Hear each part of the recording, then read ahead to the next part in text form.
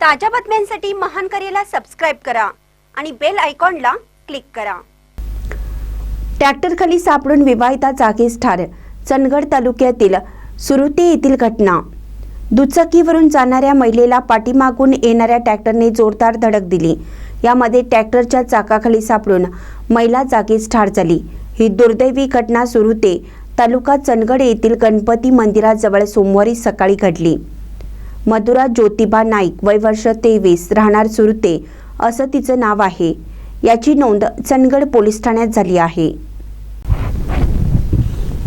याबाबत समजलेली माहिती अशी की इयत्ता 12वी वर्गातील प्रवेशासाठी तुडिये येथील रामलिंग ज्युनियर कॉलेजमध्ये मधुरा नाईक गेली होती।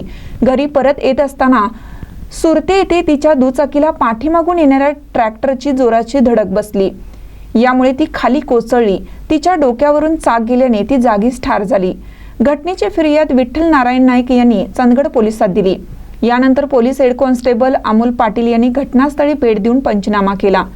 चंदगड ग्रामीण रुग्णालयात उत्तरीय तपासणी करून मृतदेह नातेवाईकांच्या ताब्यात देण्यात आला। शिनोळी तुडिये रस्ता अरुंद आहे। या रस्त्यावर वाहनांची वर्दळ वाढली आहे। या रस्त्याची रुंदी वाढवण्याची मागणी करण्यात येऊनही सार्वजनिक बांधकाम विभागाने याकडे दुर्लक्ष केलं आहे। 23 एप्रिल रोजी कारच्या धडकेत नागोजी बाळे कुंद्रीकर या एळे बैल येथील व्यक्तीचा सुरते गावाजवळच अपघाती मृत्यू झाला होता। 40 दिवसानंतर या रस्त्यावर सोमवारी दुसरा अपघात घडला आहे। त्यात महिलेचा मृत्यू झाला।